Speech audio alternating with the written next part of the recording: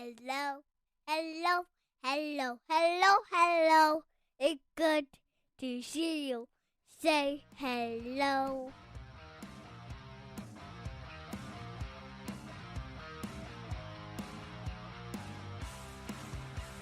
Welcome to the Husky Hockey Podcast. This is Weldie sitting here with Andrew, and we've got another full season upon us as the college hockey season officially kicked underway for the women's. We got games to recap, and I don't know about you, but I feel like this weekend kind of snuck up on me. I felt like maybe it is because it feels like it's a week earlier, but all of a sudden we're in college hockey mode, and I for one am incredibly excited to get the ball rolling, get the puck moving. Get the puck moving, you mean? Yeah. Mix your metaphors too much, but I do agree. It's snuck up on me. It's maybe because it's still September. That just doesn't seem right, but it seems early, but I'm here for that. No complaints. Yep, I agree. A lot of news kind of leaked out, both, with obviously the women's getting underway. We'll talk about those two games against the Garnett Chargers of the Union of Colleges, and but obviously. Big decommit news here with Leo Gruba. A lot of rumors surrounding that, but we'll get into a couple other things. We were gonna do a full NCHC preview. We'll push that to next week. I think we're gonna kind of go back to the hour little bit over shows here instead of the 2.5 3 hour marathons that we've been doing. So we'll give your podcast or studio or your podcast listening ears a little bit of a break. You said it. I didn't. I'm not. We never discussed that going back to an hour because I don't see that happening. You don't see that happening based on our track record. But I was just going to say we're splitting this into two essentially to spare you from a 4-hour podcast. So you'll get two 2-hour podcasts instead. And we're going to record them separate Mondays. Yeah. So we're going weekly from now on. You got us every single week. We might take a break around Christmas. We might not. But you basically got us for every week until the end of the college hockey season. And so until St. Cloud are the champions that are crowned at the X, right? That is correct. So we might have to do that live stream from the victory parade on St. Germain. That we're going to do the same day as the women's victory parade as well. It's the old rallying cry was parade starts at McRudy's. I don't know. So got to update that a little bit. Little bit. The parade starts at the White Horse. That's actually a real establishment though, whereas McRudy's kind of sketchy. The parade starts at the ashes of the press, I think actually would be a little bit more of an applicable statement. So, if that were actually to happen, I might have to literally travel back to St. Cloud. We'll do a live show from the parade route. I guarantee it. I will make the arrangements. Maybe Anhorn will do maybe the shotgun of the national title to the podcast. God, that'd be so good. But let's start with the women as they sweep the Garnett Chargers on Saturday, 6-1 the victory, 4-0 on Sunday for the win. And overall, I was able to go to most of the game, with 3 little kids. We were able to handle about 2 periods of the Saturday's game. So it was overall, it was a really good time. I found out my son Luke just demolishes popcorn, and apparently that's you're not supposed to actually give your toddlers popcorn until they're like 6 or something. But, I don't. So all the bad parent whatever come at me. You think the child services has that as a code, got a father giving a kid popcorn, section 104, wherever you were. So that it's seems weird to me. I think does. popcorn's just fine. Right? It's not like you're giving the kid booze. Like Not yet. Sneaking some SoCo and be like, it just smells like candy. So, but now, I want to preface, obviously I've talked about my hype coming in for the women's, women's team. Union, not exactly world beaters when it comes to women's hockey. No. I believe they were picked in the preseason poll to finish last in their conference. So, but at the same time, this is a team that St. Cloud should have handled. And it turns out that happened and that showed up, which I think is a really good sign here for this program. That, whereas in past programs, they've kind of played down to their competitor and the firepower hasn't really shown up in some of these games where we've lost to like a Lindenwood or what was the team last year or a couple years ago? I can't remember. There's been a lot of bad losses. Yeah, exactly. So to see the team really come out and really put their really put the foot down was a good sight to see. From your vantage point, from the Big 10 Plus streaming service, how did you feel about the games? Yeah, I mean, impressive. You dominated a team that you should dominate. You should dominate. And I saw my enthusiasm is a little muted in that regard because we don't. Union's either bad or terrible. And I'm not even like they said in the broadcast that they had 11 win season last year, which is well below 500, but that was their best season ever as a D1 team. This was a team I think that had a 1-win season not too long ago, within the last decade, I think. So typically single win seasons for this program, they've only been around D1 for 20 years, less so than the men's team. So the competition is not great, but as you said, St. Cloud has failed even this test in the past, and obviously the expectations for this year are higher than perhaps they've ever been for St. Cloud women's hockey. And I kind of treat this like like a lemon test for buying a new car. I just take like the trip around the block just to make sure like the engine starts and the wheel doesn't fall off when you take the first left out of the lot. You figure out this wasn't going to be like, oh, it's going to be another one of those years. Like, no, you kick butt, and it wasn't necessarily close. I will say the Saturday game in the second period did look a little hairy for a little bit. St. Cloud takes a 2-0 lead after the first. Second period was somewhat tight, and then Union scores to make it 2-1 with about 4 or 5 minutes left in the second. And prior to that point, they had been pressuring. I was impressed all weekend by St. Cloud's defense, creating a lot of offense all over the score sheet. Were the defensemen this weekend. But on the flip side, at least on that Saturday game and in that second period, the aggressiveness was leading to some odd man breaks for Union, and they were able to capitalize late in that period. So it's like, let's clamp it down here. It's getting a little close for comfort. Well, was it a minute or two after that, St. Cloud scores that third goal. Yeah. It's kind of like, all right, we've got this one back. And really from that point on, the score wasn't in doubt from that point on.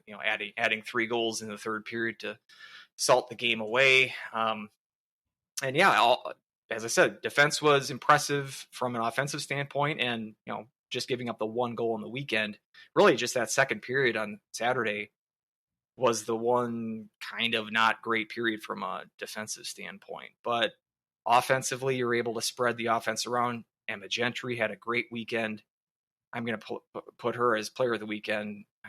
Probably not too creative of a pick there because she was definitely a huge presence. I thought Taylor Lind was excellent as well. But there we go. First of those this year. We got our first POW. You got to pick one. You got to pick a POW as well. But I know I'm getting ahead of myself. I thought Taylor Lind played exceptional as well. It didn't really convert or that performance didn't convert into a lot of points. I think she just had 1 assist on the weekend, but she was dynamic whenever she touched the puck. And both of the goalies expect the tandem of Chobak and Ahola to continue, similar to how Bassi and Castor switched off games last year, especially early in the season. They did the same. Ahola and Chobak did the same last year, and both looked very strong this weekend as well. So really, from all facets of the game, special teams as well was impressive, and so a very impressive weekend. But again, if we could see something like this against Wisconsin or Ohio State or Minnesota, then we're really playing in that parade route, or at least getting into that realm of possibility. So you took care of business. We can't say that about every St. Cloud women's team in the past. And let's move on to the next challenge, because this non-conference schedule, other than this Union weekend, is going to be a bit of a challenge. Their next games are at Mercyhurst. And it has been a bit since Mercyhurst was like a perennial tournament team. But still, you're playing on the road against, not a terrible, not an opponent like Union where they're just expected to be bad. Mercyhurst is going to give you a challenge that Union didn't. And then even looking forward in the, of course, we know the gauntlet of the WCHA, how difficult that's going to be. And you only play a handful of non-conference games. You got the Mercyhurst series coming up, and then you got a game against Northeastern, which is, they were picked to win the Hockey East. They had a great year last year. I think only lost 1 or 2 games. They were a high seed in the tournament last year, and that's going to be a challenge as well. Mm-hmm. So these might be, as far as, you got teams like Bemidji in the WCHA, which you stack up well against in terms of like those games you're going to be favored to win. But these might be the only non-conference games where that's going to be the case. And so the more we progress in this season and the more difficult competition that they face, we'll get to know exactly what we got here. But coming out of the gate strong, they debuted the season in the vaunted USCHO preseason poll in lucky 13th spot. And that's, again, uncharted territory for this program, not necessarily seen as a preseason ranked team. Let's see how they handle, part of the season where, certain teams, they're going to take them a lot seriously than they have in the past. And excited to see how this team gels, because, like I said, really every facet of the game was impressive this weekend, and seeing how that can possibly translate against the cream of the crop. It's going to be a fun season here, and I'm excited to see how it plays out. Yeah. And, just talking about their schedule and just kind of perusing over it. If you remember last year, they started out WCHA play with Wisconsin, Ohio State, and Minnesota. I don't remember the order, but I mean, it was a gauntlet to start the season. They don't have any stretch like that that's as bad. You'll sprinkle into Minnesota State, you'll sprinkle into Bemidji State kind of here and there until the last part of the season, when that gauntlet kind of comes around, or really, January, and then going into February is where you have Ohio State at home, at Wisconsin, and then a home and home with Minnesota there. So, but by that time, I think this team is really going to have their footing with them, and they're going to have, they're going to work out some of the kinks, and they're going to really gel. I feel like everyone in the system is really buying into Adolski, and I just felt, as I was there on Saturday, I felt like their passing was a lot crisper than I've seen in previous years. I felt like they played a lot faster. You said they engaged the D a lot more. Now, listening to Adolski's post-game comments, especially on Saturday, he said that that's how they're going to play. They're going to play that type of an up-tempo, aggressive defense, which as I was watching, I did wonder if they were going to play that way against a Wisconsin, against an Ohio State or Minnesota or whatnot. So, I mean, if that's the MO, there'll be a little bit of, kind of that cleaning up that might need to happen of when to jump in and when to play aggressive, when to kind of back off, because those are the teams that have the firepower that obviously Union doesn't. So, Gentry, like you said, was all over the place. I was also, really, really impressed by some of the newcomers also on the team. Avery Farrell had a great weekend. Sophiana Sunderland, that top line that we've got with that was Sunderland, Himmlerova, and Zimmerman, who Zimmerman I thought played incredibly well too, who is very much she's going to look for a lane and shoot it. There's she's definitely gonna pepper the goalie and get some shots and create some chances. But I do agree with you on the player of the weekend with the POW for Emma Gentry. I think she was wonderful, and obviously our goaltenders are just like on another level. So it's gonna be kind of a we're gonna be a sneaky team there in the WCHA, and I think we're gonna surprise against some of the brass. Yeah, agreed. So getting back to that schedule, like if we're identifying a gauntlet extended, you stopped with the 3, but you finished that run at Duluth as well. That's true. Yeah. 4 weeks in a row, no off weeks between. You got Ohio State, Wisconsin, Minnesota, and Minnesota Duluth, back to back to back to back. And as we're saying, I think we mentioned in the last podcast with the KVSC crew, if you're going to crack into the top 4, you're going to have to knock off one of those teams most likely. Mm-hmm. And it seems like Duluth is a consensus team that is most prime to steal that slot from them in the top half. Duluth, they struggled against Duluth last year pretty mightily, lost in the playoffs. You only got one. So I'm looking at this. If we're going to crack into that top 4, last year you played 18 games against those 4 teams that we mentioned, because you played Duluth an extra 2 times in the playoffs. And you played Minnesota, actually 19 games, because he played an extra game against Minnesota in that icebreaker or Hall of Fame game. Yep. Yeah. And so you played 19 games and you got points out of 5 of those games, including 2 wins. You won that Gopher Hall of Fame game, and then you won a game in Wisconsin. If you're gonna seriously fill the bowl game too, that was the we gotta come up with names for every game against those teams, because the named games St. Cloud just shows up for, right? Yeah, I suppose so. Right. Other teams try to get some marketing buzz around your games. St. Cloud will spoil them for you. I bet you Wisconsin doesn't do their fill the bowl against St. Cloud this year. Probably get that. See when Bemidji's on the schedule. Yep, exactly. Want to give the cupcake, but if we're gonna crack into that top 4 of the league, you got to think about getting points out of half those games, which is a very tall task. I still, like I said at the last podcast, I'm still picking those 4 teams to finish ahead of St. Cloud, and I'm an optimistic 5th place for the Huskies. Were you on record that said you're going to go for a top 4 finish? Yep. I am.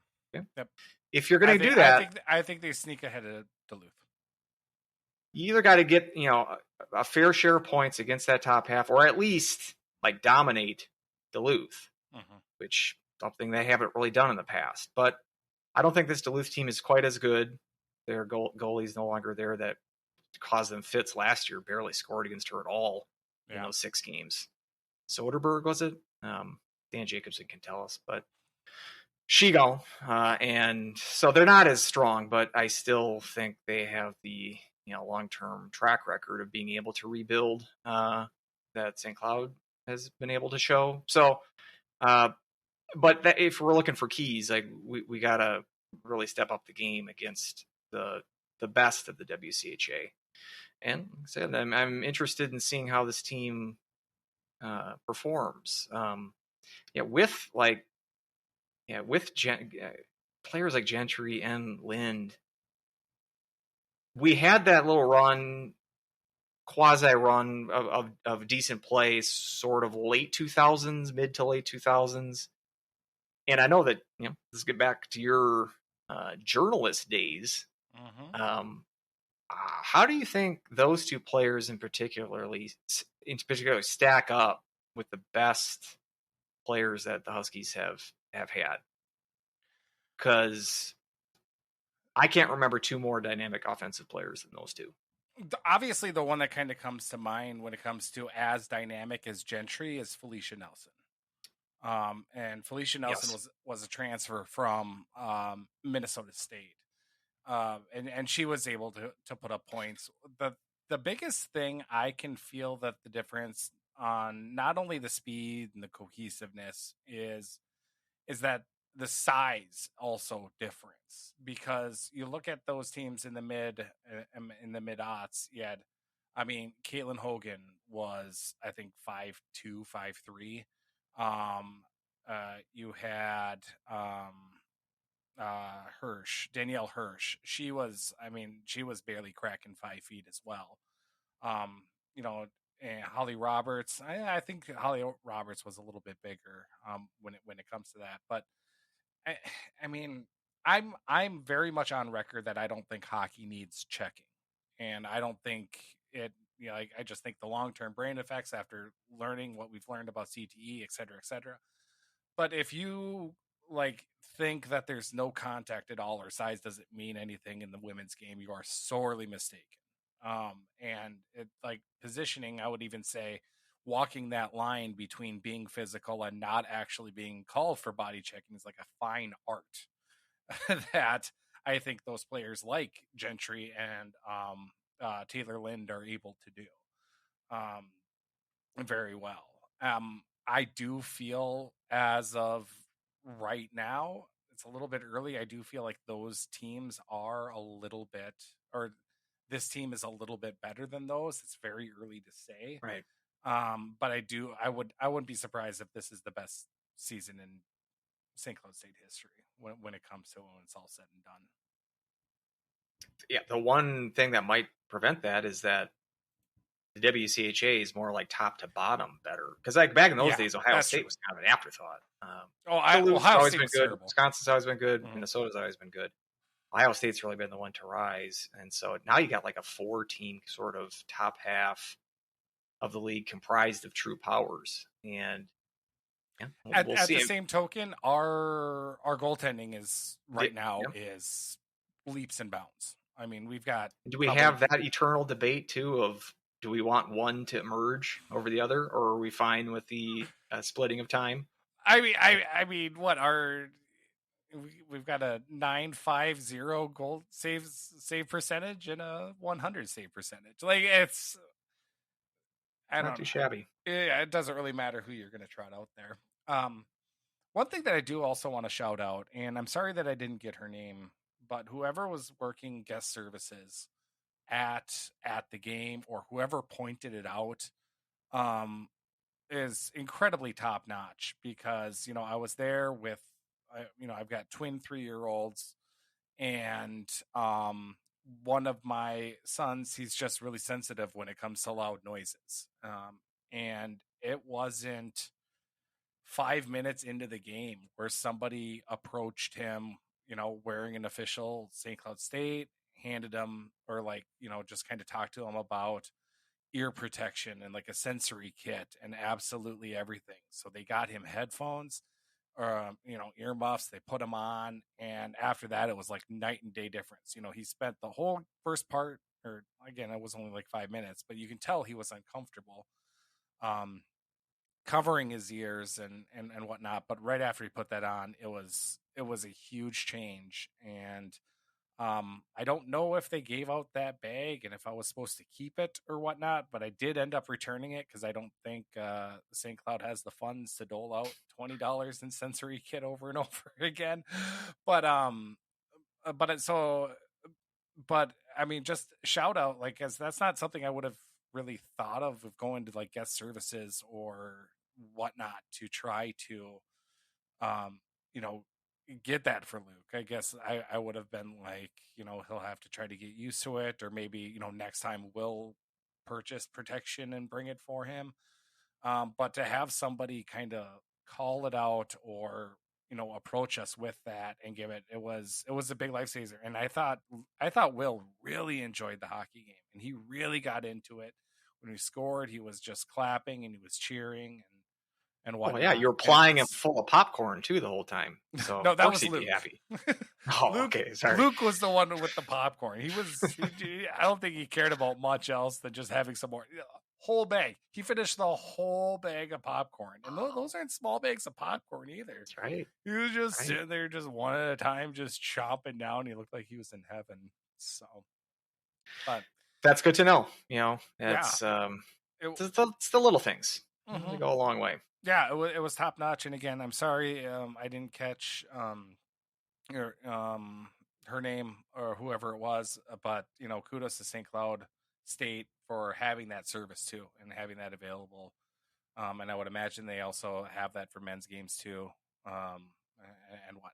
So, yeah. I had one thing I was curious about, and I'm trying, Saturday when I'm watching the game, Sunday too. Frustrated with the lack of, news coverage available. So you're pumping up Grace Delmonico. Didn't see her on the ice. Is there a red shirt injury?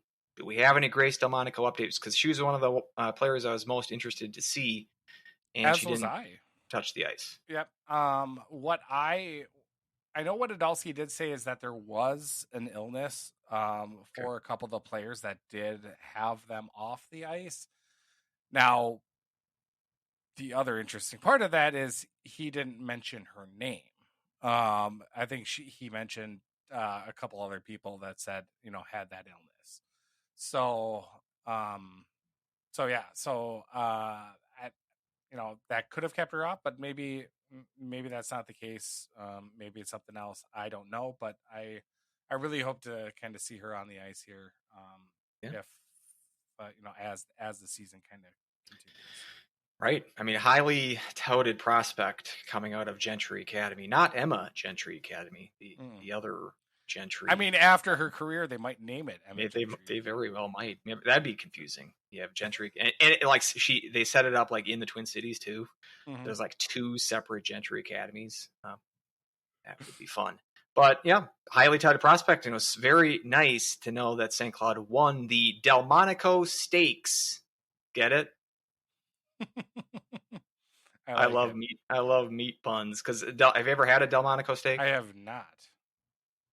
I'm not sure exactly. I think it's just a thicker version of like a New York strip or something. But it's like porterhouse. I think it's kind of like one of those. But Delmonico steak. Order me up one of those. I'll have to get over to Manea's Meats and see if they have one. Please do, and then notify Grace Delmonico to see if there's a potential NLI possibility right?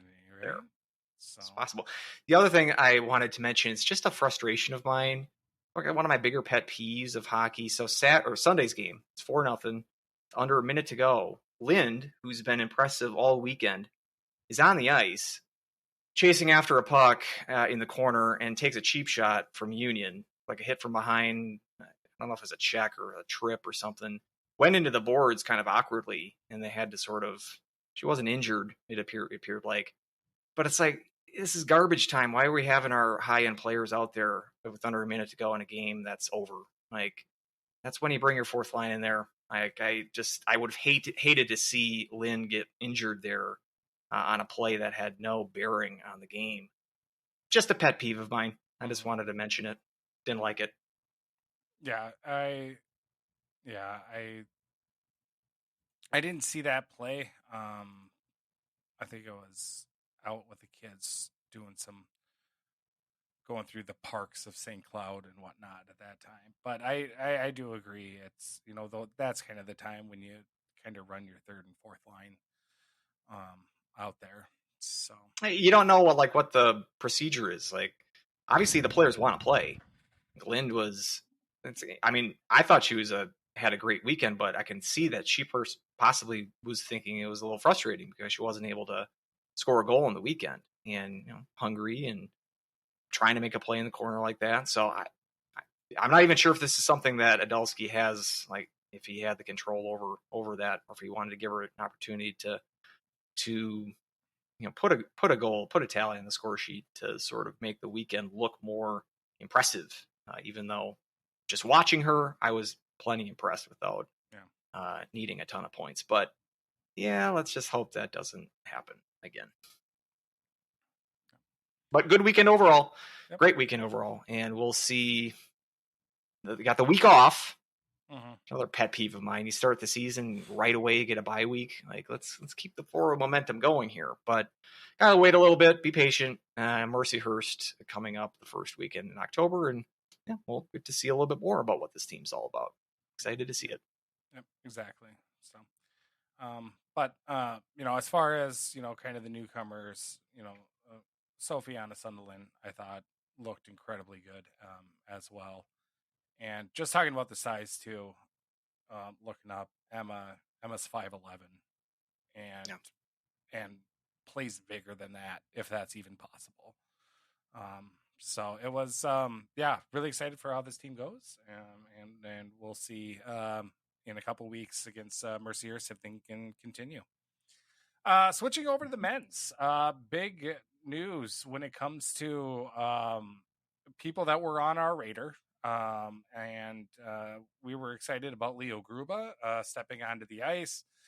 Saw that he was not going to be joining us this season, which we did predict, I believe, at the end of last season that he was going to be in it. And through the offseason, looked like he was pushed back for another year. And then Fargo Force line sheet comes out and shows that he no longer has the St. Cloud State emblem next to him. So just judging on Twitter /X, whatever. A lot of frustration right now within the fandom of St. Cloud State. We don't know the whole story or what exactly happened, but a legacy commit, so to speak, ended up pulling back, or Brett saying no for some reason. I don't know. It was a shock to see and a little bit disheartening. Indeed, I can't say I'm like completely shocked. If you want to go back, I remember talking about him for like 3 podcasts in a row around the end of the year when we were previewing who's going to come in as freshmen. I mean, I was under the impression he had a pretty good year in the USHL. Fargo had a great year, made it to the finals. He was a big part of that. So he'd already had 1 year of USHL under the belt. That's not counting the 1 year of NAHL he had under the belt prior to that with Norseman. That's where St. Cloud picked him up or committed him. So he has a good year in USHL. And so I'm thinking it was a possibility of him getting drafted both last year and this year. Didn't get drafted in either year, but still, a candidate to give you an idea of the stock that he had as a prospect.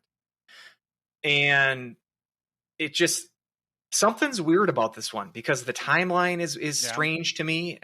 So I think the first time that we sort of predicted freshman, he was certainly on my list. Then we see that Tynan Ewert, that commitment is announced, I believe, in early May.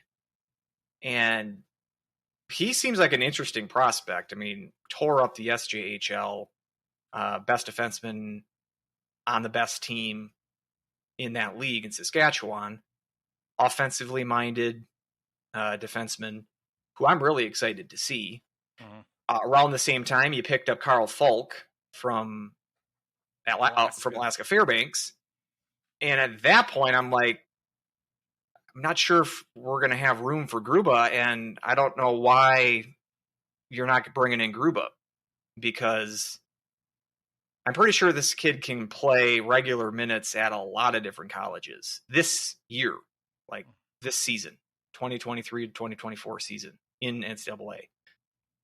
And then it's announced, the freshmen are announced in early June, and it includes Warren Clark.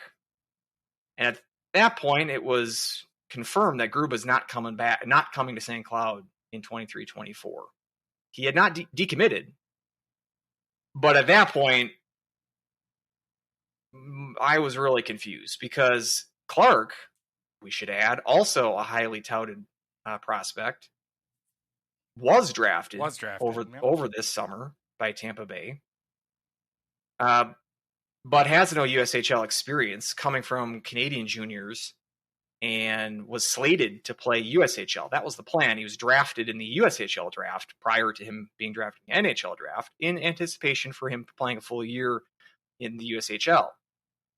While St. Cloud cut that whole step out of the process, they're bringing him in as a young, I think he's just 18, maybe 19, but a young player, and they're bringing him in favor of Gruba coming back. Now, my source at that time said that Gruba was for the idea of returning to Fargo for another year, which put my anxiety at ease slightly, because I'm figuring this could have been another Martins Lavins situation, or if you remember him, decommitted, I don't know, around April. I think he went to decommitted to Lowell, I think, or New Hampshire.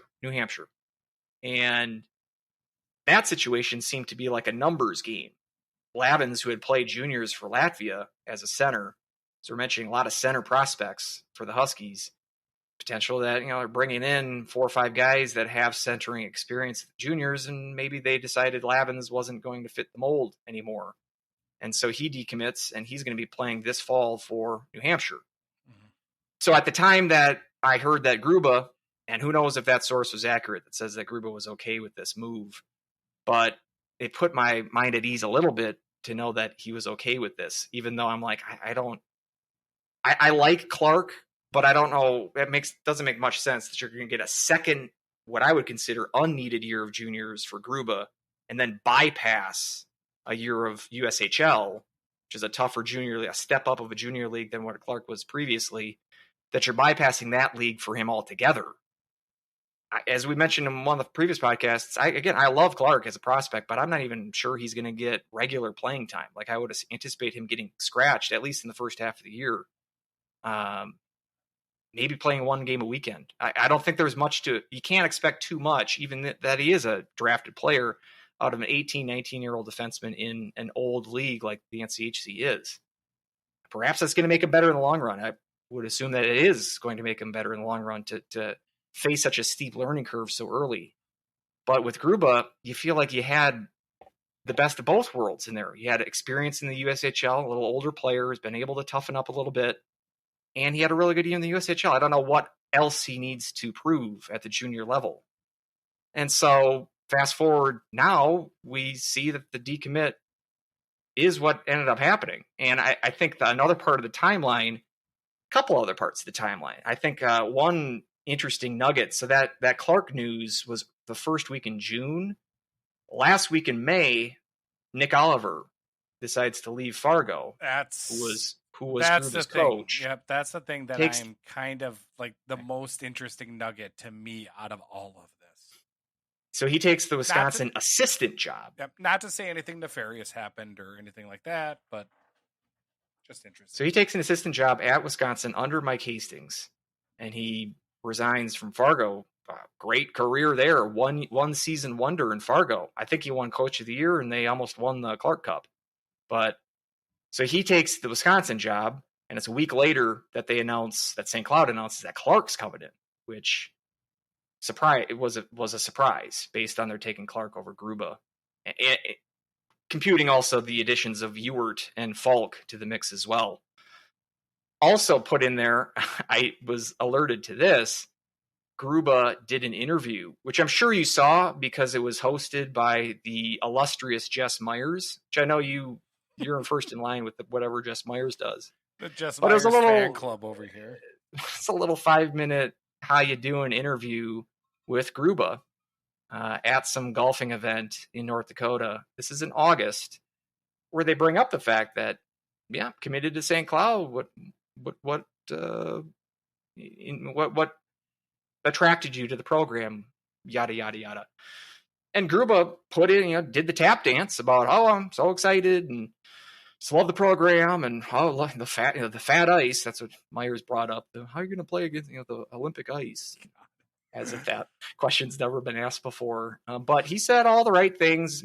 meaning like just sort of the patter that college hockey players are trained to do. And long story short, no indications at all that he had any cold feet at that point. And now we fast forward another month and a half, and he's no longer listed as a St. Cloud recruit, and we don't know what the status is, but it doesn't look like he's going to come to St. Cloud after all. So I guess the rumor mongering, I would imagine, on the X machine, a lot of Wisconsin speculation. It would seem weird to me that you're following your junior coach to somewhere where he's just an assistant. It would kind of be weird that he's following his junior coach to begin with, but it would make me less curious if like Oliver became a head coach somewhere. But if he's just going to be the assistant, that seems a little strange to me that he would be that tied to a coach, and then so strongly to decommit from the team that you're originally committed to then go to that school. Now, but also at the same token, I think Oliver was an assistant coach when he committed originally. So he committed it late. So after the 2022 season, it was somewhat late. Again, April or May of 2022. He committed right around the same time Barrett Hall did.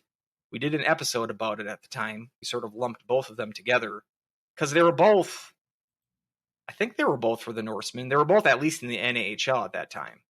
I know Gruba was with the Norsemen. I'm not sure if Hall was or not, but they played that 21-22 season in the NAHL, and then they both played in the USHL this past year. But I'm not sure when Oliver took that Fargo job. He was on the staff in the 21-22 season as the assistant, the main number 2. But I'm not sure if he had already taken the Fargo job at that time or not. It's possible that he had a hand in recruiting him to St. Cloud, and then he goes and coaches him in juniors. And yeah, I mean, that's not unbelievable that he would gain such a affinity for playing under Oliver that he's willing to break a commitment and follow him to Wisconsin. But June 1st, his Twitter X, extremely not excited to announce that I'm coming to playing D1 hockey at St. Cloud State University. So that's June 1st of 2022 for Leo Gruba? Correct. Okay. I don't want to put you on the spot, but I wonder when Oliver took the Fargo job. And I'm not sure if he had a hand in recruiting him to St. Cloud or not. It's very possible. I mean, obviously the recruiting process goes back a ways prior to the date that you actually verbally commit. Mm-hmm. But so certainly possible that they had a relationship prior to, the time that he officially committed to St. Cloud. But something about the timeline's weird to me. And if it was something where it's based on Oliver leaving, I don't know. Part of me feels like this is an unforced error from Larson's standpoint. Yeah. Like, why didn't you try to bring him in when we thought, like, after the year, April, May, when we're sort of figure out who's coming in?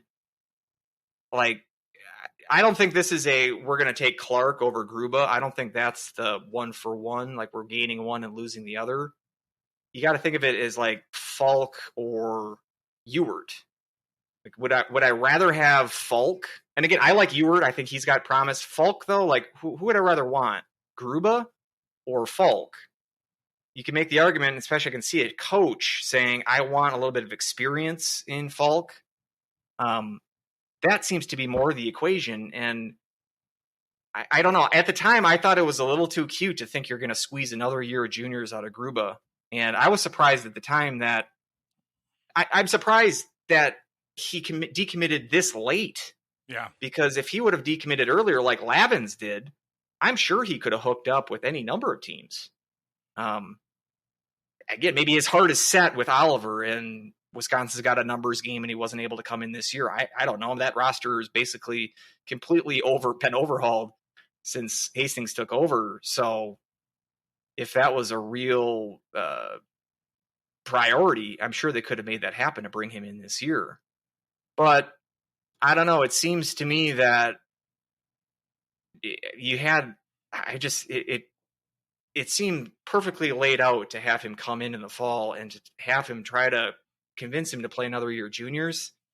I'm not surprised that he decommitted. I'm just surprised that it took this long. And that's what I don't get. The timeline is weird.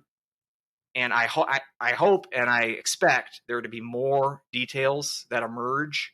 And we're going to get the whole story. We might get the whole story soon. I like it because I'm just scratching my chin here, wondering what the heck's going on. But I don't know. This one doesn't appear to be a good look on the surface. And Larson's had a fair amount of decommits, and it is somewhat troubling, especially from the standpoint that this was a legacy commit. Tony Gruba, his father, putting in a pretty good career for the Huskies in the early 90s. You'd think that would factor into it a little bit, that he's not as much of a flight risk because of that connection. But we'll see how it all shakes out. I don't want to make too many rash speculations, but I kind of saw it coming when the numbers, like, it's just like we keep adding guys and we keep adding new players that are coming to the fall this year, and none of them are Gruba. And I'm like, yeah, what am I missing here?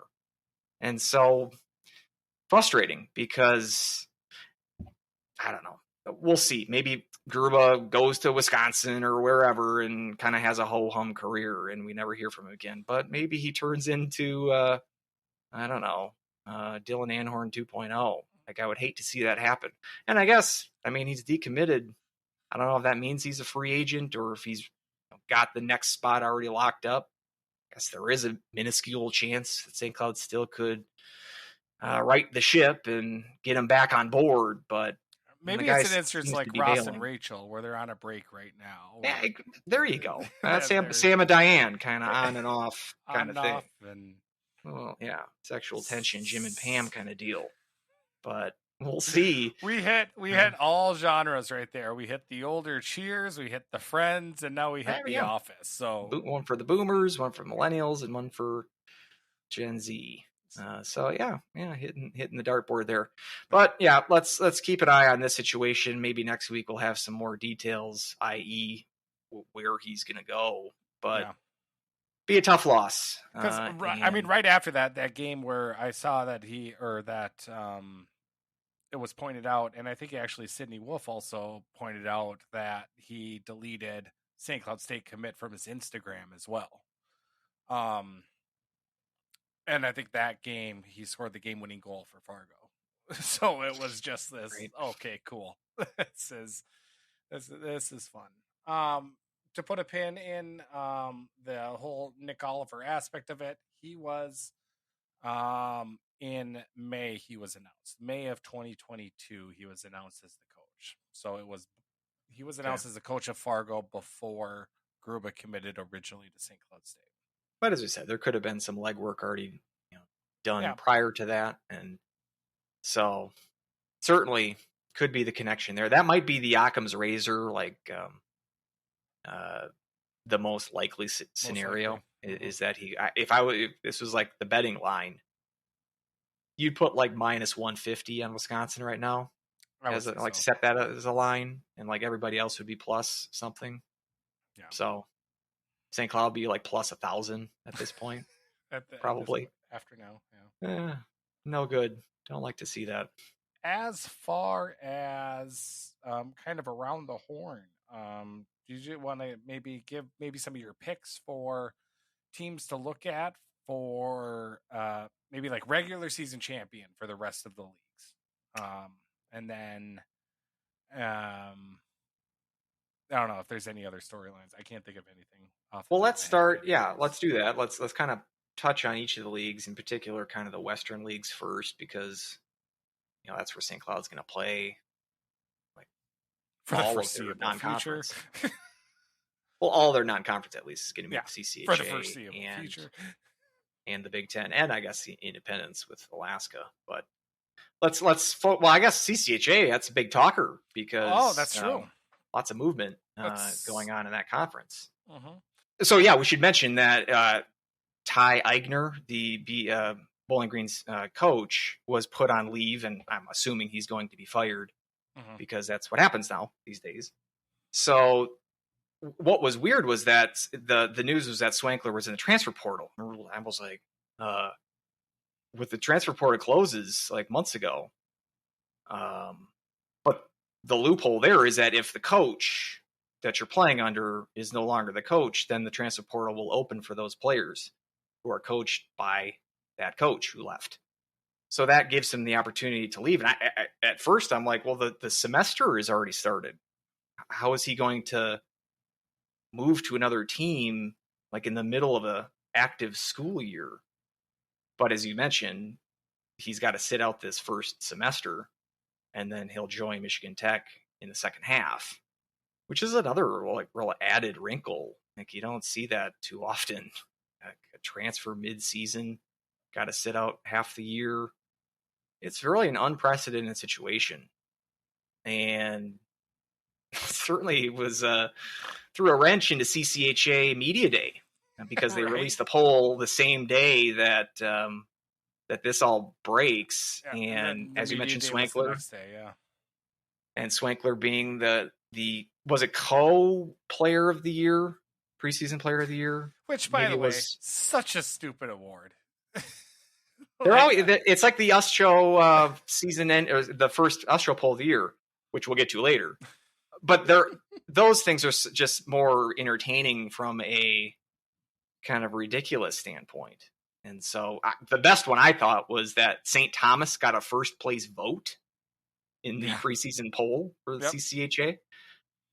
I would like, so Rico can vote for his own team. I didn't know if that was possible, if you could do that. But so that was surprising. And then also surprising to see Mankato picked to finish sixth in that league. And I don't know if that's completely wrong. It's just glaring to see because we're just so used to Minnesota State kind of dominating that league. But yep. So, and what was Bowling Green, I think picked to be third. Yeah. Cause it was Michigan Tech and then Northern Michigan were fairly close, 1 and 2. I would have picked Michigan Tech to be my preseason number one, even before the news of Swankler transferring there. And again, just for the second half, but that puts them, that's a really good addition for them for the second half of the year. So I would definitely put Michigan Tech as my preseason number one. You got the Piedla in net coming back. He was a Richter finalist last year, and aside from that ugly NCAA tournament game against Penn State, terrific year for him. So you got, the consensus goalie of the conference and then player of the year, at least in the second half, coming back as well. I think it's Michigan Tech's conference to lose. I'm assuming you're going to agree with that, or are you going to be special? Nope, I totally agree. It's going to be Michigan Tech, and again, that was even before Swankler. Seeing, like, I get that Minnesota State lost a lot with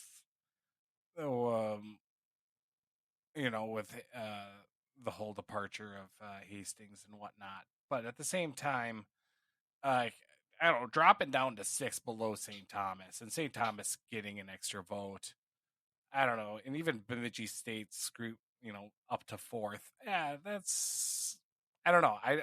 I guess I wouldn't have Minnesota State that far down on the list, and I'm, kind of on the side when it comes to CCHA. So maybe they know something, a lot more than I do. But it's definitely Michigan Tech. Yeah, I think the St. Thomas was just, I don't quite get.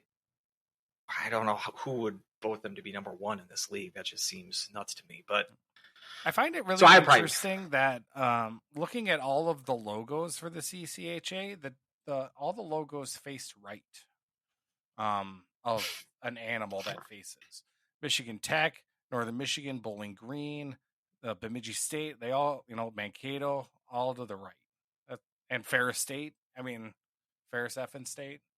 It's just kind of, I don't know. Maybe that's like a graphic design probably principle of some sort. Like I'm looking just at like all of the logos, and there's some that are like straight on, like UConn's Husky is just like looking right at you. St. Cloud State's Husky. But like every other one that's got like some sort of logo that's pointed one way, it's all to the right. All to the right. It's got to be like moving forward or progressing, like on a page on reading. Probably something along those lines. Graphic designers, hit me up if that's kind of the reason why those logos kind of face to the right.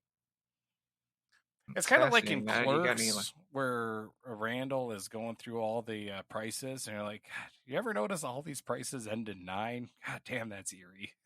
Kind of feel like it's the same type of kind of eerie that all these face to the right. I got Vermont. Their little catamount. Oh, geez! Is jumping to the left. I thought you were talking about the next conference for the. Oh no, I'm looking. So that would have been real. Whoa, Vermont! That's the only one I can see though. That's like somewhat going to the left. And yeah, this is CHN, so it might not be completely up to date with some of the logos, but that's weird. I'm like fascinated by that. I don't know why that would be the case, but anyone good at Photoshop could Photoshop Vermont going to the right. I would like to see that as well. Is that what they used to do with like the old school like photos, like what the dollar bill portraits? Are they all like facing to the right too? Like there must be some principle that says that's the way to do it. I am so dumb. Here I am asking for people to Photoshop the catamount going to the right, and I'm like, it's a V. Just reverse the image. Could just do that. But why did they choose to do that? I bet you it's like, Vermont's like stoners and syrup and Ben and Jerry's. Like, I bet they didn't get the memo about everything's got to be facing to the right. It's just like, yeah, the cat's going to the left, dude.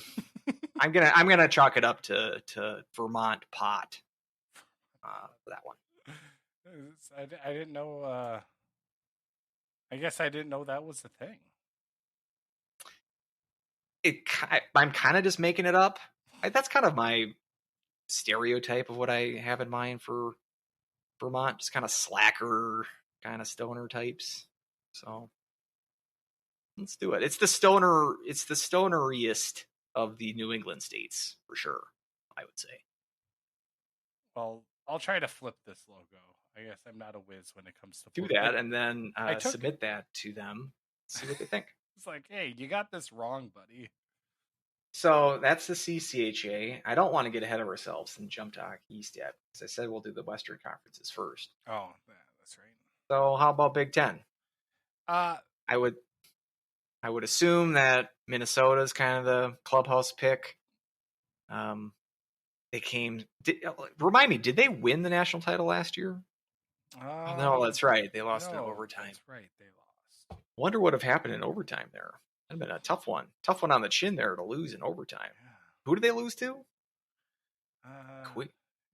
Quina Piak. What's that? Quinine. That's what goes in your tonic. Oh, right? That's what in tonic water. Right. That must be the city where that was invented. Weird. It's like Minnesota's just like the behemoth. I don't know what they're doing losing to a team that we can't pronounce. But I'm going to go with Michigan. And I'll give you a dark horse with Michigan State. I think they're kind of an intriguing team, adding guys like our old friend from Miami, Red Savage from the Wonder Years, and then Duluth's favorite decommit, Isaac Howard. Seeing if maybe the younger league works more to his advantage. had a decent year last year, almost made the tournament, and seemingly have a good transfer haul and as well as a very good recruiting class. I'm going to go with Michigan State as not winning the conference, but making an NCAA tournament appearance. And I see that Weldie's got his Microsoft Paint skills. This is Photoshop. Mid-season form. Photoshop. There you go. I got it. But he's flipped. I know this is a great visual for our listeners who can't see what we're seeing here, but he has flipped the Vermont Catamount logo. I've got a hot take. I like this better. I kind of do too. Kind of like this better. So I think they're onto something. What is the common man? You're either on something or you're on something or you're on something. And we know that Vermont people are on something. I think you're actually onto something. Yeah, I think logos going to the right makes more sense. I like the Vermont. Put that on the X. All right. So people know what we're talking about. Perfect. Will do. Okay, I'm sorry. Continue. But yeah, sorry to get you. So I'm going Michigan State or Michigan as the champ, but I'm going to go with Michigan State as a dark horse, and they're going to make the tournament. And I think the Gophers are going to make the tournament too, but they're not going to win the conference. Gotcha. No, I was kind of boring when it comes to it. I ended up actually just picking Minnesota. I feel, looking though at their defense, I was like, yeah, this doesn't really, other than Middlestead, obviously, it didn't really jump out to me. But it's, they're always going to have a lot of firepower returning, or a lot of firepower year in, year out. And I think they're just kind of a smidge ahead of Michigan when it comes to it, with everything that Michigan lost. So that's why I ended up picking Minnesota here to win the Big Ten. Yeah, so they lost Cooley, obviously kind of a late loss there. And then losing guys like Faber, guys like Nyes, Oliver Moore. That's who I was trying to think of. He was the top 10 pick. He was I think he might have been 10 exactly. Oliver Moore would kind of be like this year's Cooley type. I mean, I don't think he's quite at that level, but damn good prospect. And as a freshman, we see in the Big Ten, you can be Hobie winner as a freshman in this conference. And so seeing if guys like that can pick up the slack that Cooley and those others left behind, certainly possible. They were a deep team, even considering the losses of those two. They had enough coming back, and they got like a 27-year-old goalie in net now. Right. So got plenty of experience there. Quality coach behind the bench. So he'll get you. He'll get you far. To the tournament. He'll get you to the tournament. And they also brought in a transfer. Just your standard run-of-the-mill transfer from St. John's from D3. So that's right.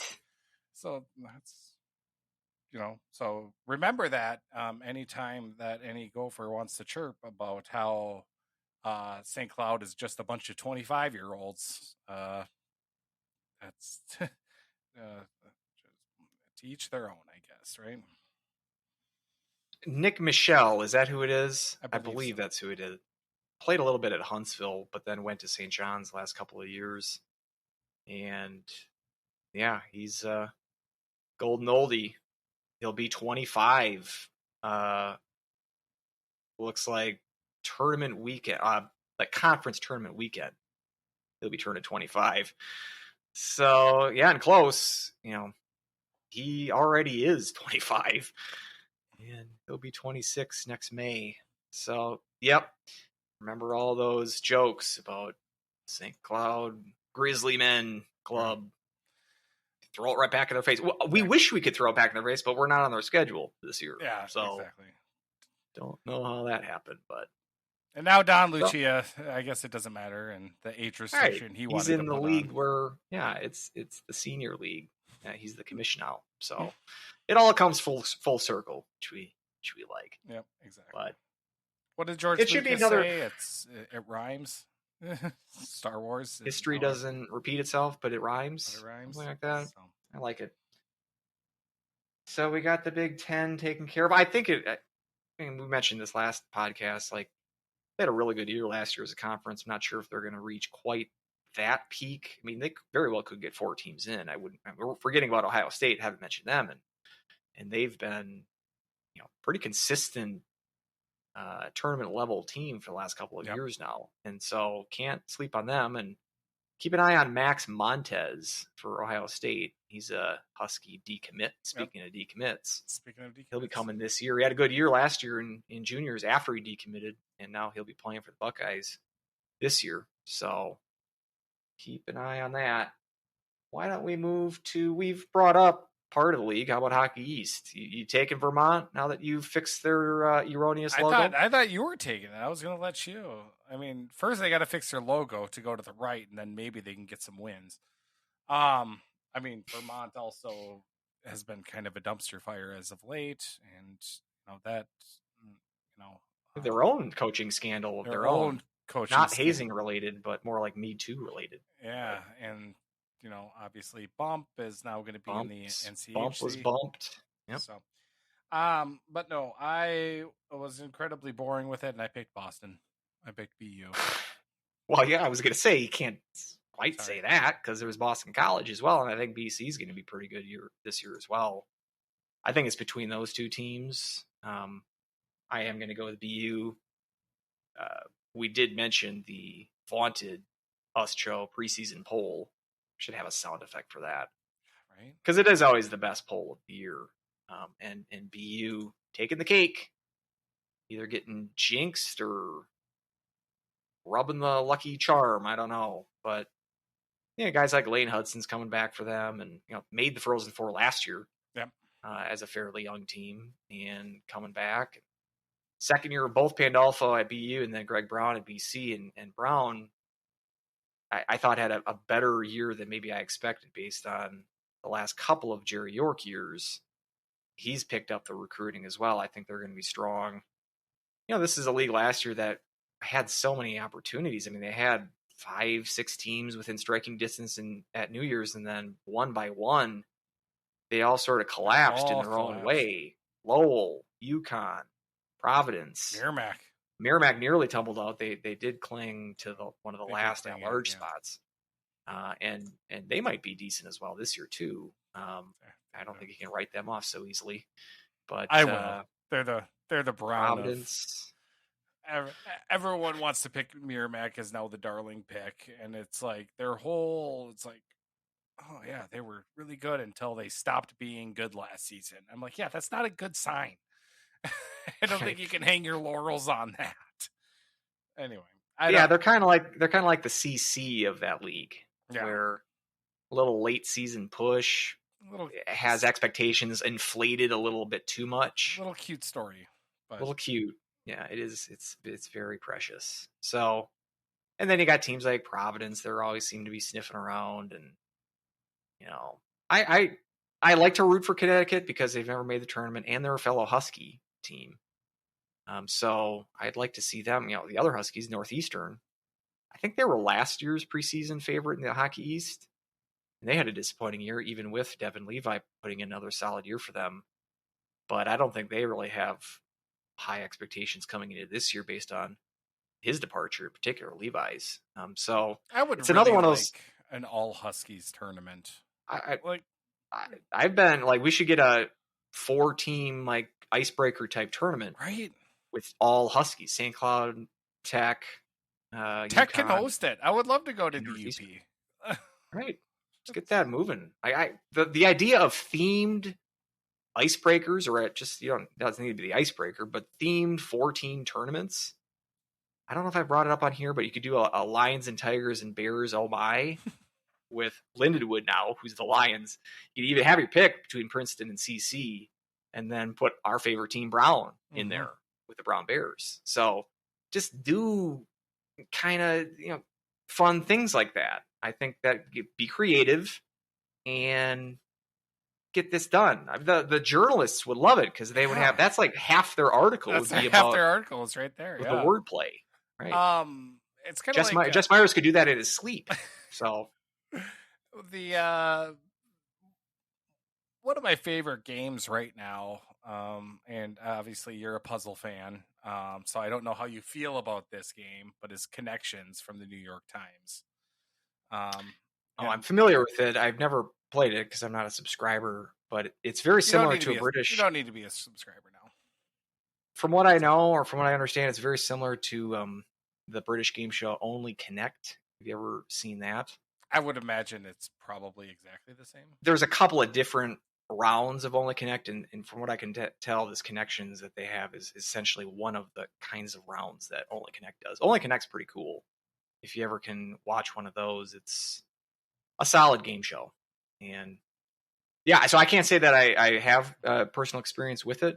I thought you were going to say Immaculate Grid, which you certainly have familiarity with. No, I'm so bad at Immaculate Grid. So like getting better at the hockey. Really matter the sport. Yeah, even hockey. I'm like, I don't remember who played. I think I mentioned before. You're pretty insane good. at the baseball one.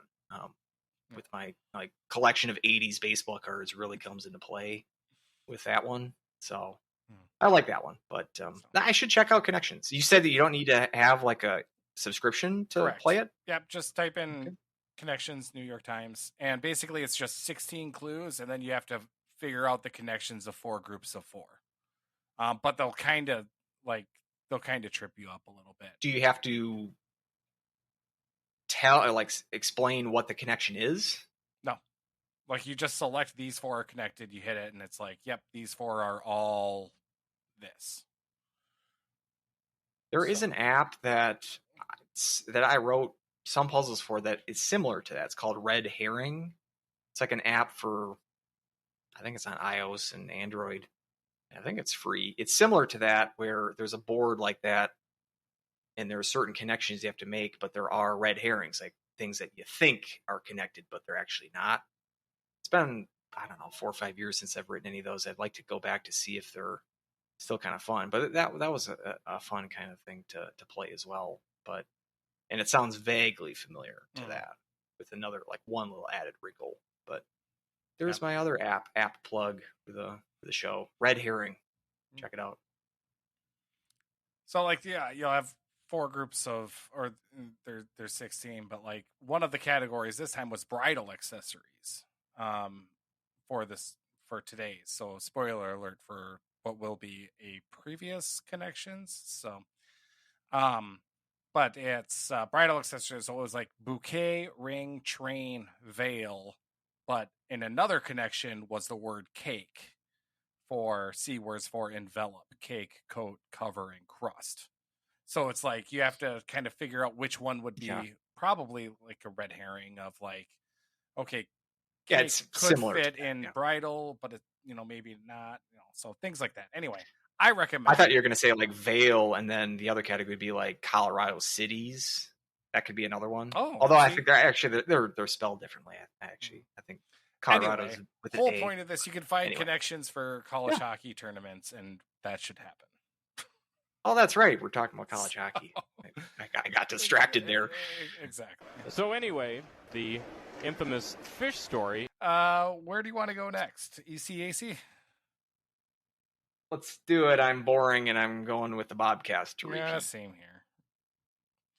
So, And that's Bobcats.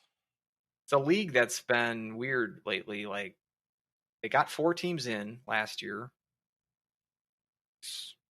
Very flukily, I'll say, because Colgate won that tournament sort of out of nowhere. Yep.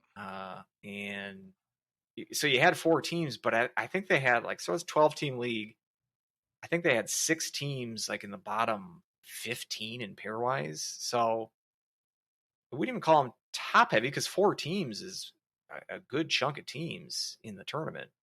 Tied with the Big Ten as the most teams of any conference in the tournament. I would almost call it almost bottom heavy, but you can't really call it bottom heavy either because they got the national champion out of it. But it's just either you're good or you're terrible in that league. There's really no middle ground. And so it'll be weird to see if that, can't imagine they're getting 4 teams in again.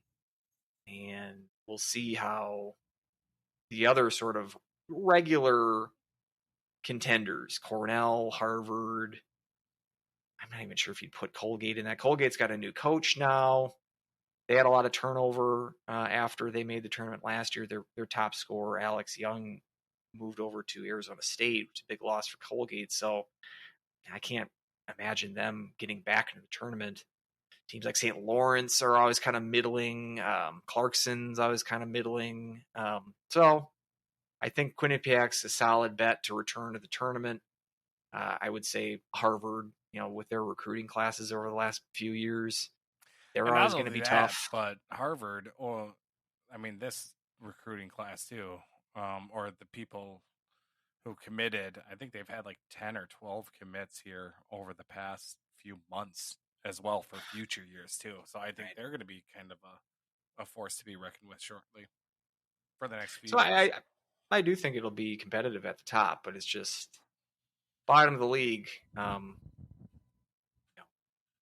Let's hope that those top teams get some quality out of conference wins, because you're not going to be able to really bump your pairwise up playing teams like Dartmouth and Union, RPI, those kind of teams. So weird league. It's kind of segmented in between the haves and the have-nots, and there's really no kind of have teams in the middle. So see how that shakes out. But, team that's coming off a national championship, I'm not going to venture too far afield, and I'll just play it safe and go with Quinny.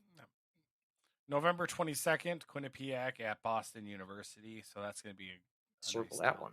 Yep.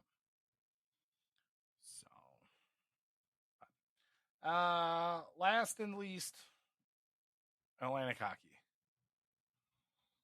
This is the best part of the show. I'm going to get your pick for who wins Atlantic hockey, which is always just like, do you got the dartboard in the background? Like, just which team is it going to be? RIT, Canisius. To be fair, the Atlantic hockey tournament is always the dartboard, so it doesn't really matter who wins the league. It'll be our yearly now, like January 1st podcast where we predict the field at that point. Because the fun part is just like, who do you got for Atlantic? Because it's still a crapshoot. Yep. I'm going with Niagara this year. Ooh, all right. The Purple Wave. No, Purple something. Purple Eagles. I don't know. I like Purple Wave better. It makes more sense with the falls there. Like, come on.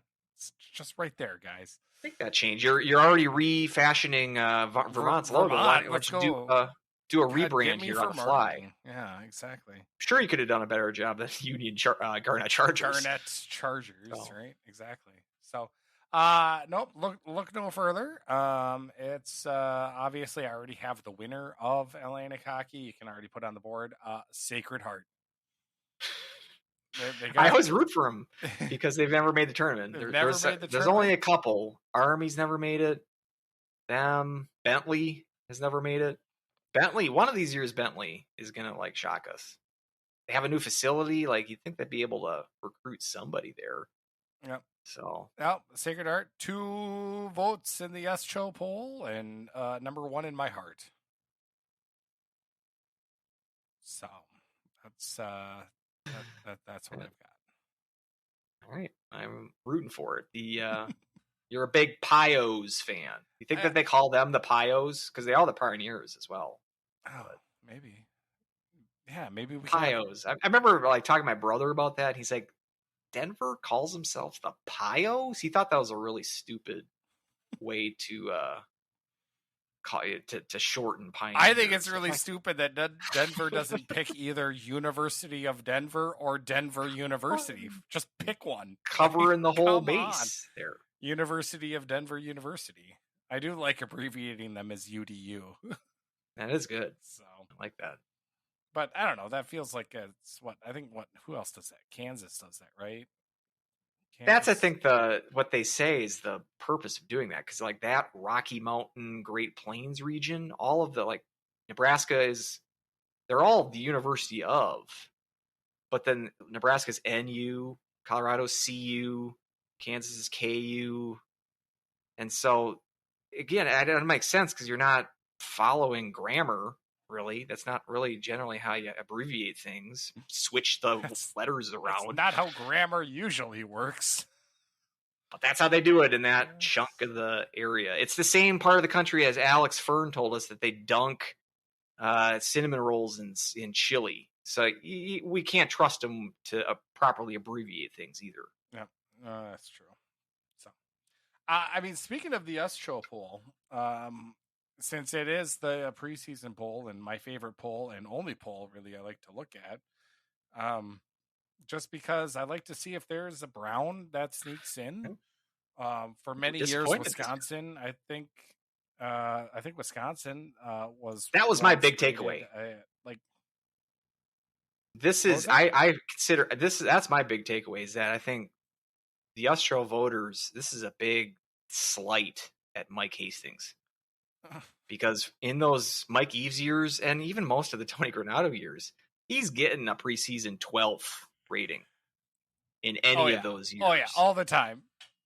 4-win season doesn't matter. We're only getting receiving votes. We're not even in the top 20, and we're talking about votes. Mike Hastings. Like, you see what the guy did in Mankato? Don't think that you can at least parlay that into like a 15th ranking for Wisconsin. Yeah, I mean, I think that's having Mankato above Wisconsin, and Hastings took like all of Mankato. So yeah, there's not really many surprises here.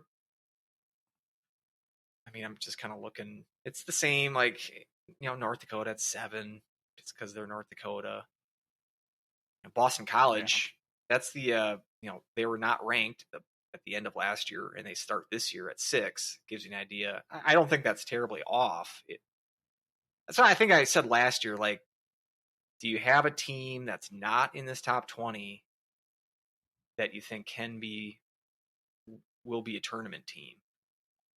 And then also, is there any team on this list in the current top 20 that's gonna just nosedive and faceplant this year?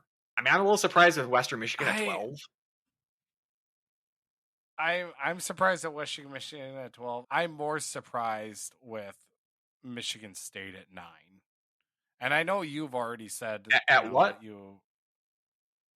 Michigan State. What number are they at? Oh, good Lord. 9 Travis, we're starting every week now. We're having a podcast every week now for the next 6 months. So you gotta be by that button. I'm gonna be pumping you with that one. So this is your warning. This is your only warning. I just imagine all 12 of our listeners were probably like 9 times. Like, they picked it up on it right away, and I just asleep at the button bar. Yeah. Speaking of one of our 12 listeners, I was sitting here thinking like what is he? Am I looking at the wrong poll? It's clearly they're at 9. Yeah, it was Michigan State, right? Yeah. I know. Right there, 9. Oh, anyway. Thinking that you were mentioning one of our 12 listeners, we got Minnesota Duluth at 17. I think that's a little optimistic. I think you're going to be amused, let's put it, by my NCHC prediction for Duluth. That's what we call a tease in the business. Tease, right there. I'll just put it there. I got some words to say about the Bulldogs. All right. Tune in next week, Dan Jacobson. Bulldog fan. Yeah, exactly. Exactly. So let's head to questions. Dan Jacobson has a question. Nice. Really good one. Rank college hockey streaming services. Big Ten Plus, ESPN Plus, NCHC TV, and Flow Hockey. Now, it just is a shockingly good question. Come up with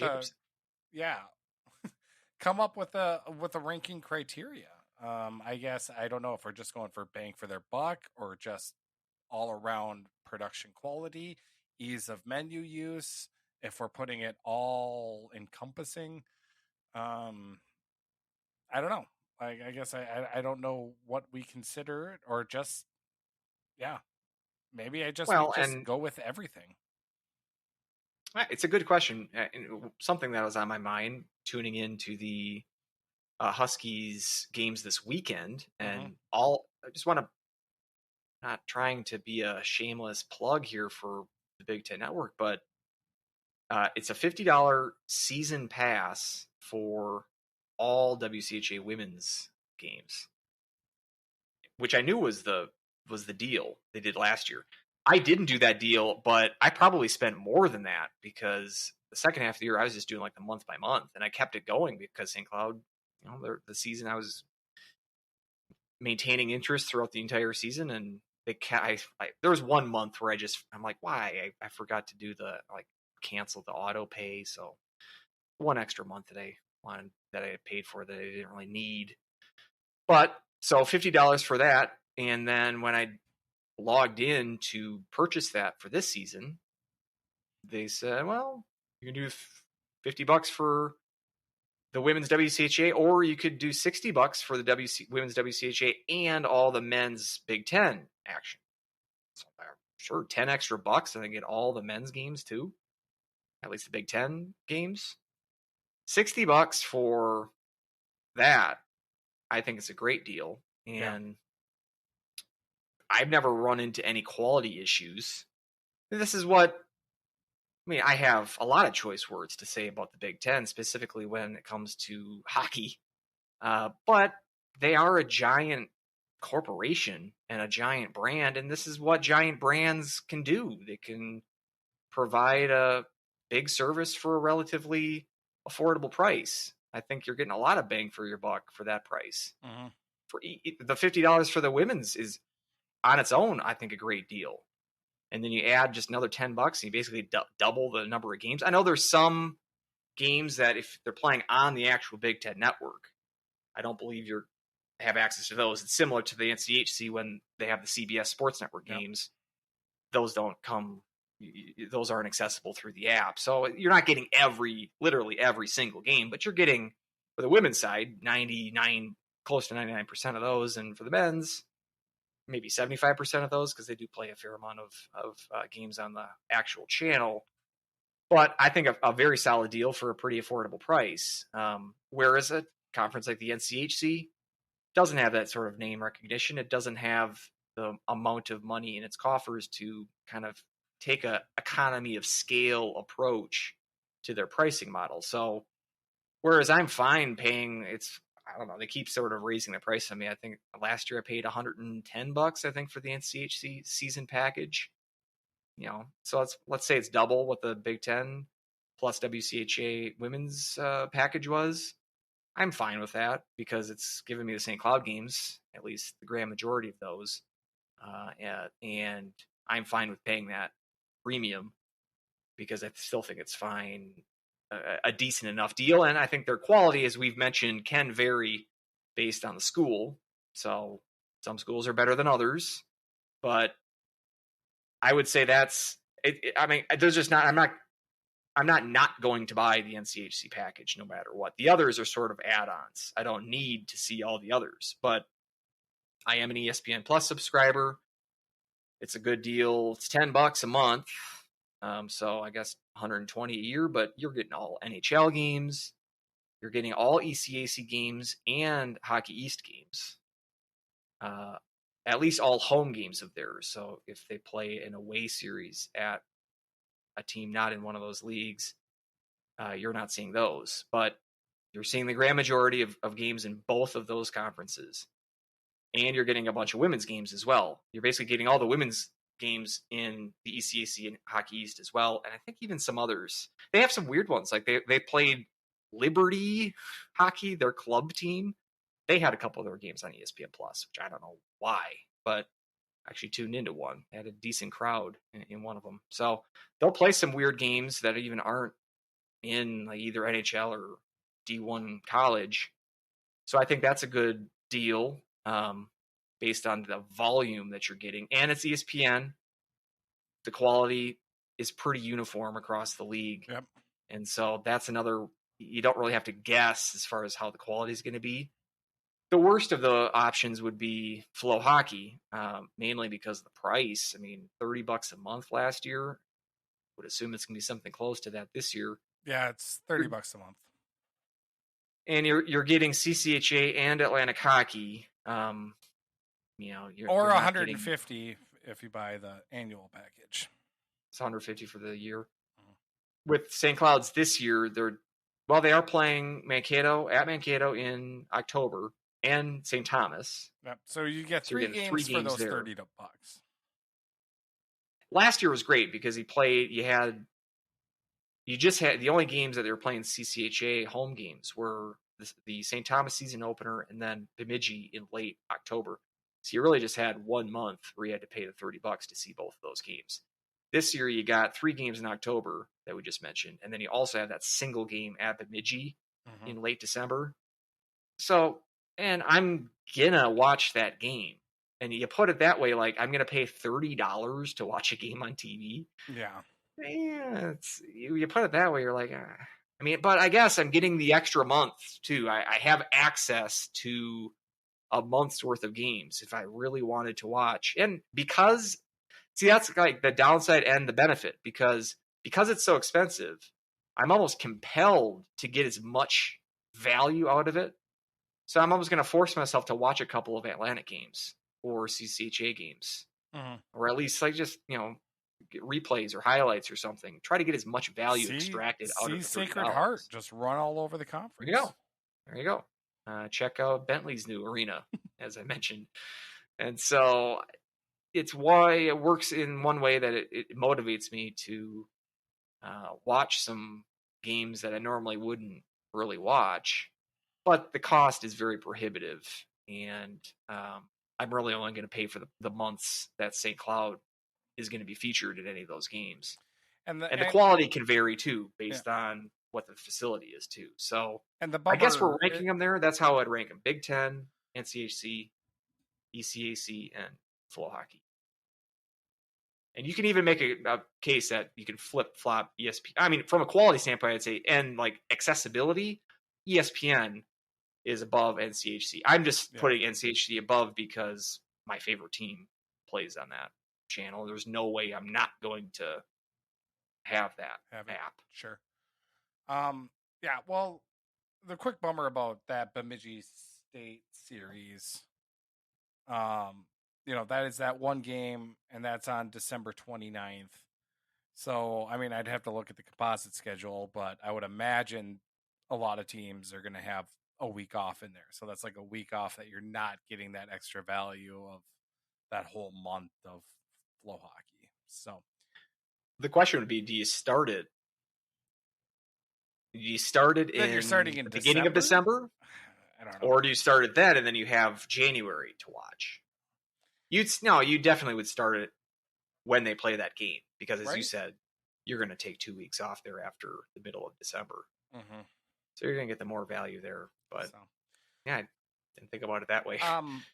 The one thing that I don't like about Big Tens is and maybe I haven't played around with it enough yet, but like just trying to find the games because it will kind of just default to all games, and trying to find the women's hockey game like for Union or the St. Cloud against Union game that I wanted to watch. It was just kind of like an added nuisance I didn't think needed to be there. I feel like you could like have like a filter. Yeah, just filter out like my subscription only gets hockey games. Like, why am I seeing the field hockey game and it has the little lock, the little master lock little logo? Like, I can't. You're not going to convince anyone. Why do I need? You're not going to convince anyone. It's like, oh, that's a big rugby matchup right there. Maybe I should.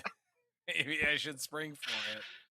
I'll actually say rugby. I watched it in the Olympics a couple years ago. I actually thought rugby was pretty fun to watch, but I have no idea like how big of a college sport it is. But I think it's a decent sport. It's kind of fun. I once got absolutely drunk in college, and really, you don't say. There was at St. Cloud State. I know, weird. And there was like, I can't remember, like Fox Sports 1 or something had like Aussie rules football on late at night, and I was watching it, and I was watching it on mute, and we were just kind of making up our own rules on how this game is played and the scoring. It was a lot of fun. I can't remember exactly how. Is that? I don't want to be too far distracting here, but is Aussie rules football different than rugby? Apparently, So they are separate sports. yeah. And I know rugby has like rugby sevens is different than regular rugby. Again, this all goes over my head, and I don't even know what it was that I watched when I watched it a few years ago. But it's a sport that I could get into. It's like when I first started watching curling at the Olympics. I'm like, I could get into this, and now like every Olympics, I'll watch curling. Yeah, curling is like the baseball of winter sports. You got ends, and you just kind of innings. I think is it ends? Is that? I think it's ends, or is it innings? Just treat them like innings. It's fine. Yeah. So, but also like I feel ESPN. I feel like used to be a little bit more user friendly, but sometimes it gets a little bit wonky when it comes to it. But I think you can still kind of filter it pretty quickly to see, the college hockey games. And like you said, that you've got to filter it yourself. Yeah. Like if you just go hockey, you're going to be scrolling a while for you're going to come across like replays of the week before for NHL before you hit current, like that day's college games, and especially women's college games. You can't even find those on there. You go to NCAA hockey. It's like you go down to like select the sport, go to NCAA hockey. There might even be one men's and then one for women's. That's the way you find those because they're going to be buried. I can't imagine those get a ton of viewership. Yeah. But if you know where to find them, I find theirs to be easier to filter out than Big Tens. Big Tens, yeah. Now I'm a little bit jaded because I overpay for my wireless bill. I have Verizon, and the data plan I have actually gets me free ESPN Plus. So that's nice. So that's not terrible. I mean, I overpay. Like I say free with the biggest quotation marks because I'm definitely paying for it in my service. But that's like T-Mobile. I get the MLB extra innings or whatever the MLB stream, MLB TV. I get that free through my cell phone bill. So I wish I could get that ESPN deal through that too. Yeah. So, I mean, if I were, just kind of blindly ranking them, and maybe not blindly because I've watched them all. Yeah, I would put Flow last, and then I would probably put NCHC. I think they have some more hiccups also throughout the season on certain streams, and obviously, if it's Miami, you might as well put a blowtorch to it because you're hardly going to be able to see anything. So I would probably put them third, then ESPN Plus, and then just Big Ten for the value. I mean, that's hard to beat that much hockey for $60 a year. I think I'm actually going to agree. I'll change my vote because you're right. I'm thinking too. Last year, for not the beginning of the year, but for the bulk of the year, it was fine in the first couple of weeks, but then throughout the year, it had a huge problem. Like I couldn't use my iPad with it to stream NCHC games. I could only use my Roku on my TV. I don't think I've ever really been able to use my iPad for NCHC. I used to be able to. Like but I have to go week to week.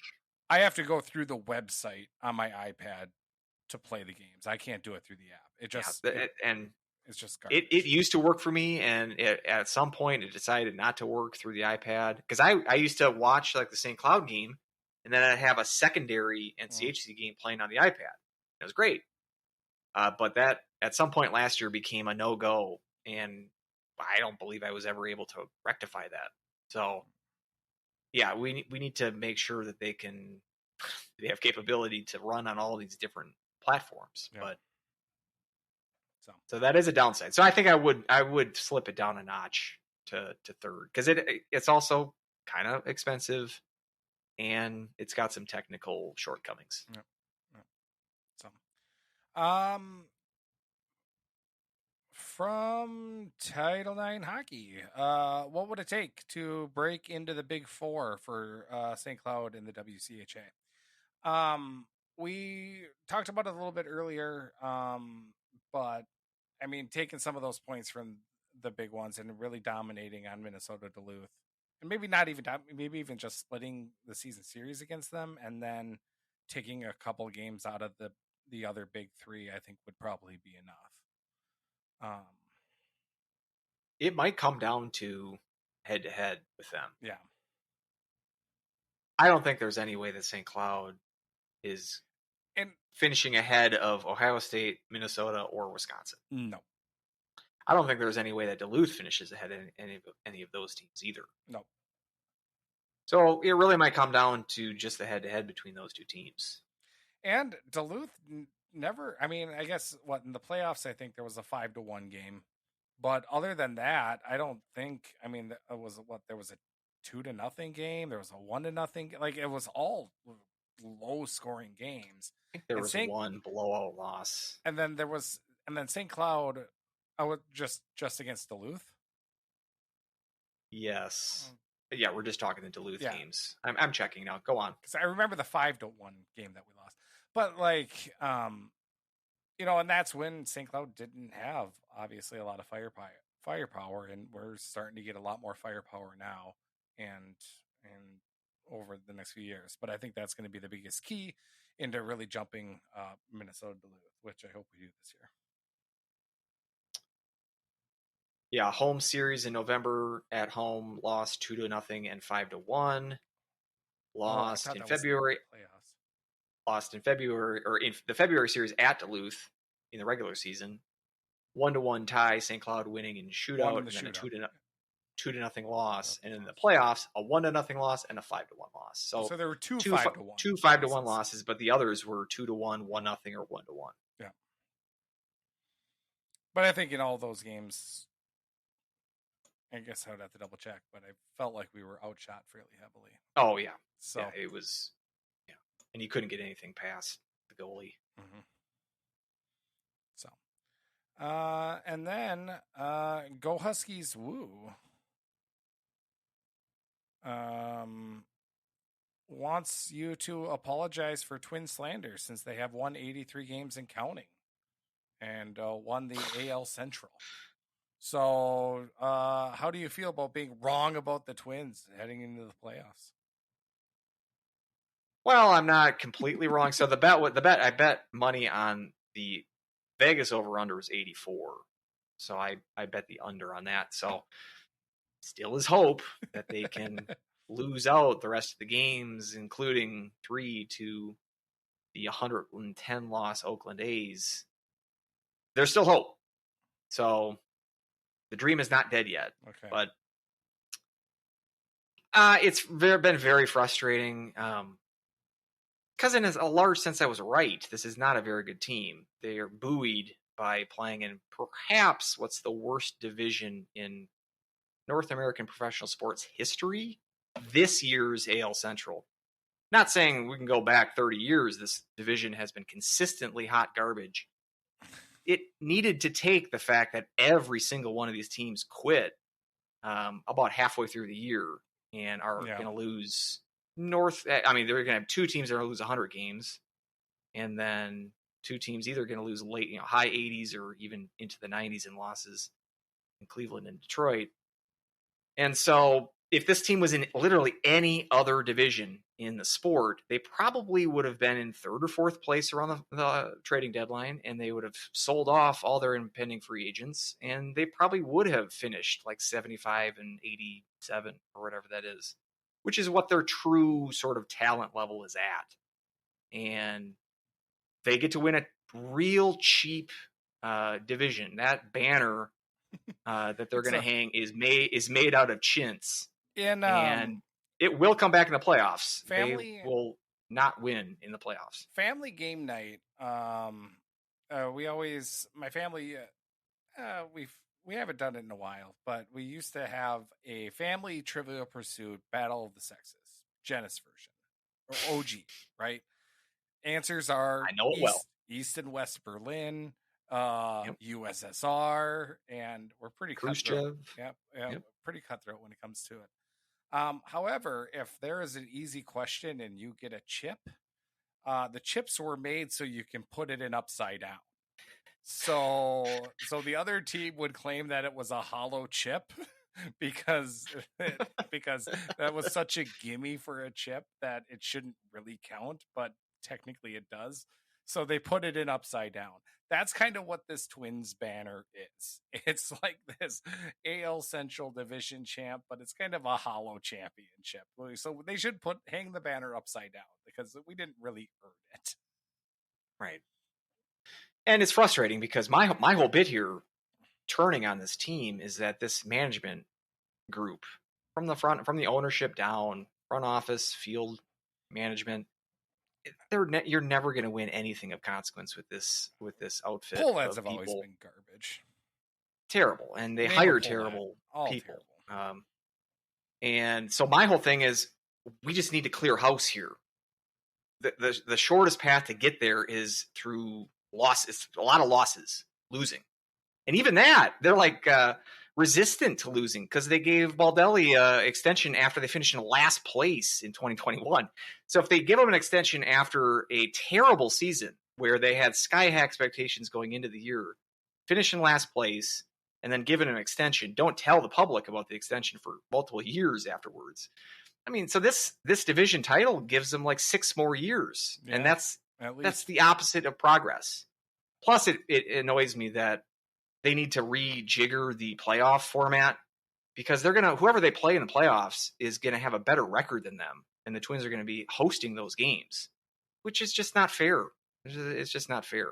So they need to rejigger the playoff format, and that's maybe one hope that I have is that this will be such an embarrassment to the sport that they are not only winning in what they're playing the easiest schedule in baseball by the dint of them being placed by the luck of geography in the AL Central. They also are afforded the easiest schedule because of that. And then they get to play a team that's better than them, but that they still get home field advantage. I still have all the hope and faith in the world that they can lose both of those games. The one thing I can hang my hat on is that we have the chance to get to 0-20, which is really what I was hoping for, to extend this postseason losing streak, which is so impressive to me. But I've always wanted to get to 20, both in the raw number of losses as well as the number of years, because they started the streak in 2004. And it's the 20 years, like round number, like history rhymes. That's right. And so we just need to go 0-2 here, and in a couple of weeks, and this whole hair graying, gnashing of my teeth, sort of frustration of a season can be all worth it. It'll be like 2020 when the 2 best days of that year for me were when they lost to the Astros in the playoffs. It was the best. The best. And that's probably going to happen again. And it might be to the Astros. It might be to the Astros. Even with the same opponent. Mm-hmm. So, I mean, I love a Gopher football collapse. So I think one of the happiest days of my life was watching that Northwest. I missed it because my brother and I were my brother is what I am to the Twins. He is that with Gopher football. I'm like that with Gopher football. Rooting for them to lose in the most spectacular fashion. Ever since Glenn Mason urinated down his leg against Wisconsin with like 2 minutes left. The botch snap punt. Yep. I was at that game. That's been it for me. I think that full game's on YouTube too. There was a couple epic Mason collapses. You got the Michigan collapse as well. Mm-hmm. I think the year or 2 before that, they had like a 28-point lead that they coughed up. Yep. The Wisconsin game was classic. Nate Wells, a good college hockey follow on Twitter. He tweeted out, "Now I know what Twitter would have been like during the Glenn Mason years, because this PJ Fleck collapse against Northwestern was straight Glenn Mason." So disappointed I missed it, but that's where my brother is motivated because of a hatred of Fleck, and similar, I have a strong hatred of, I call him Rockhead, but of Baldelli and the rest of the regime there. And it's the whole regime. It's interesting seeing the anti-fandom. It's a different way to enjoy sports. View sports. Sports is all about entertainment, and there's a lot. I figured out there's a lot of different ways to be entertained. And one of them is to root against a team rather than for a team. Yeah. So if you're looking for a change, check that out. So, also in that thread was they should both probably apologize to Sahlquist as well for the slander. I've already picked him for preseason MVP, so I don't know what he's talking about. Again, I don't mind Sahlquist as a person. Brett loves him. Bring him back to the Twins. I've mentioned before. It's the Nick Punto thing. Yeah. Mason Sahlquist as a fourth line center faceoff specialist, awesome. 2 thumbs up. Mason Sahlquist as your main power play centerman, Power play one and center. playing first line minutes, not 2 thumbs up.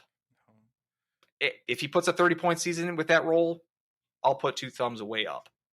But I just don't see that. It's just he's a guy that's got he's a role player. 20-point season up. I'll be right. Put, He's a role player that's just asked. He's being asked to put it to perform a role that's above what his skill set is. Nick Punto, what a good reference that is too. That's nearly perfect. Yeah, Nick Punto, perfectly great utility player, but you put him as your starting shortstop for 160 games. That's a recipe for failure, and I think it's from similar now to on. We're calling Mason Sahlquist the Piranha. I like that. I like that actually a lot. Yep. So we're going to call Mason Sahlquist the Piranha, and I hope that catches on. Last question. I know I kind of tacked it on a little bit earlier. SCSU men's and women's championship parade's going to be on the same day. Yeah, they'll be on the same day, and they're going to have the same route. And we'll do that. We'll do that live broadcast. As we mentioned, St. Cloud's got limited resources as a university. So I don't think they can spring for 2 separate parades. Yeah. So we're going to have to combine those into one. Starts downtown and ends at Shoemaker with a celebratory couch fire, I think is where everything it all comes down to the Shoemaker couch fire. I think that has to be the end. And then we all have a bonfire. And I don't think anything sums up couch fire State more than that. I think you're on to something. Yeah. So that about does her.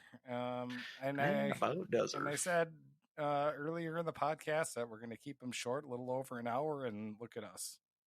I knew. You knew right away. You called that bluff right away, and I really thought we were going to keep it short. So, well, seeing as our last podcast exceeded 3 hours and we had guests on though longer than that, I think we can call this a tight hour 56. A tight 2 hours here. So, yes. We'll be back next week for maybe another 2 hours. Who knows? So, probably. Until next time, go Huskies.